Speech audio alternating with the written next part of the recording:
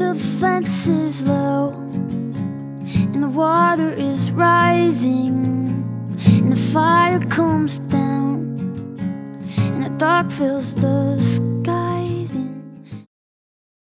We are here with Juno Award-winning lights performer who has been in St. Louis here for a performance at the Firebird, almost sold out as of right now. Thanks so much for joining us here at KDHX Lights. Of course. Thanks for having me. Yeah, and I wanted to talk a little bit about sort of your growing up and how you've gotten to this place. I read that you've traveled a lot growing up to different countries. Is that right?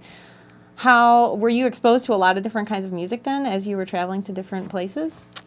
Yeah, I mean, you're exposed to tons of stuff. I mean, I spent a lot of my childhood in the Philippines, and they love pop music, so I wasn't exposed to much that was that different from what's over here. But what mainly kind of influenced me about that upbringing was the fact that I was homeschooled, and my dad was able to teach me music as part of my curriculum and as part of everyday life. And I mean, it was every Tuesday, and we looked forward to that day, man. It was like we got to learn how to play guitar and perform, and he'd pull out a camera, and we'd recite stuff and sing together, and it just developed a passion in me and my sister, in our hearts for music. And he also taught me how to play by ear, and that became the most important thing.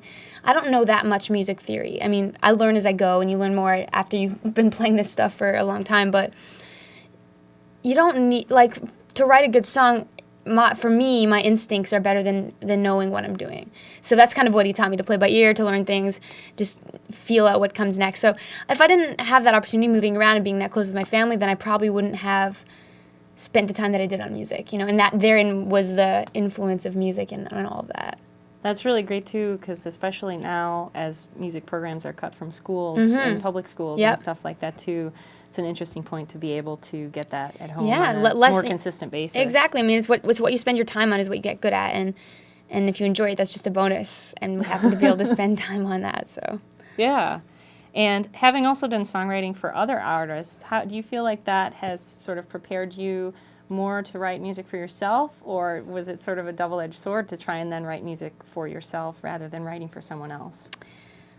It wasn't so much me not realizing that I was an artist and writing for other people. It was like I've always been I was always intending to write for myself, and it was like you need practice, and so you go in and try other situations. You write from other frame of minds, because when you're writing for yourself, you're writing from your heart. But when you get to write for a TV show, for example, I wrote a couple songs for Instant Star. You're writing from the girl in the show's point of view, and it's kind of a cool exercise in songwriting, being like, how would I write a song from someone else's mind? And it's just these little things, just like anything. It's working the muscle and getting good at it. So it all contributes, If you write a great song for someone else, it's only going to make the next song you write for yourself better. And then you always kind of save your best ideas for yourself, if you are, Keep those little Easter eggs hidden away there. But it does also help you narrow down your sound, because you write something, you're like, that's great, but it's not really me, Yeah. That's not something I'm going to use. And then, you ultimately you end up writing tons of stuff, and the stuff that you love the most is the stuff you end up putting out, the stuff that is most coherent with itself, with each other and itself, and descriptive of a sound like that. That becomes your sound. But it kind of helps you narrow it in, zero in on it. And with the songs that you write, being that it's sort of electronic pop, verse, chorus, verse, there's a structure to them that could go in a whole bunch of different directions. How did the electronic sound sort of come into play on your latest album, Siberia? Electronic sounds were on the first record as well, and it was always because it was electronic that kind of helped me find my spot in music in the first place. I mean, I was in tons of different bands growing up, tried all kinds of different genres, and then when I first discovered the kind of limitless bounds of synths and instruments like that, that's when I first found my place in music, and where you can put basically a little bit of everything into your music, everything that you've learned about music. And so the first song I wrote was a song called February Air, that it was written on the acoustic, so it's a formatted song, you can strip it down, just play it. But then I said, I want to try recording this song all with just electronic instruments.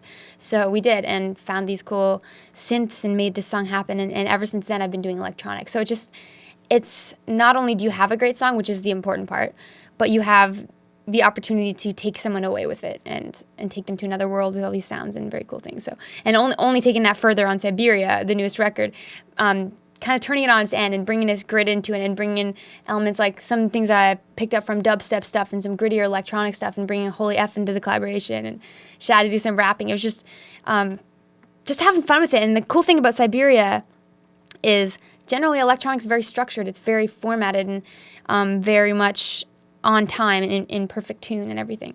And with the Holy F guys, we would jam. We jammed and pulled parts of the jam sessions, and those became the bed tracks for songs like Siberia and Everybody Breaks a Glass. And, you know, the 10-minute or 9-minute instrumental on the end of the record, you know, that's all live off the floor. So suddenly there's this rawness and this imperfection in this electronic music that brought a new life to it that I never heard before. So it was a really cool new discovery. Changed up a little bit. Yeah. And live, because you have 2 albums and they sort of made with a different feeling in mind for each of them? Does one album have a different feeling to you, sort of as a whole? Yeah, for sure. I mean, you're in a different place, right? You've grown over a couple of years, and you've gotten better at what you do, and you've been touring, and you're more confident in yourself as an artist and as a person.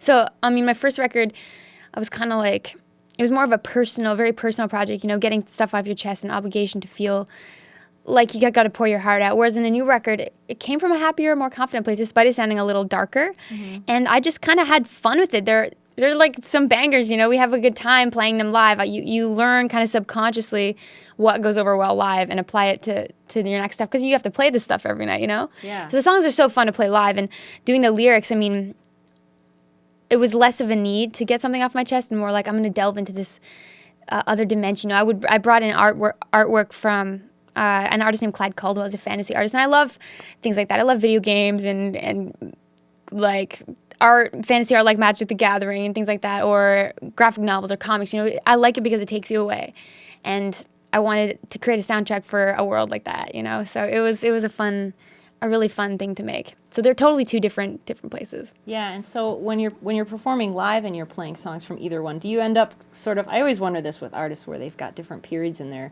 music songwriting. Do you end up feeling that old way or that different way when you play the songs from a different sort of period, from a different place? Do you end up sort of feeling that way again? You kind of do.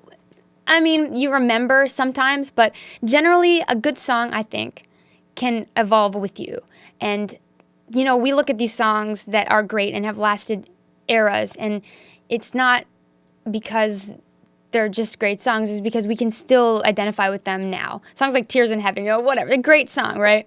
That was just as relevant to people's lives today, yesterday, 10 years ago as it is today. So I think songs off the old album resonate in a new way for me when we play them now, especially because we do switch it up a little bit and make them a little heavier now, and switch them and you kind of change it around. Yeah, you make everything fit, and they all resonate in their own ways, and that's one of the keys to songwriting, is not writing something too kind of sensitive or specific, because then it's going to be harder to relate to on a large scale.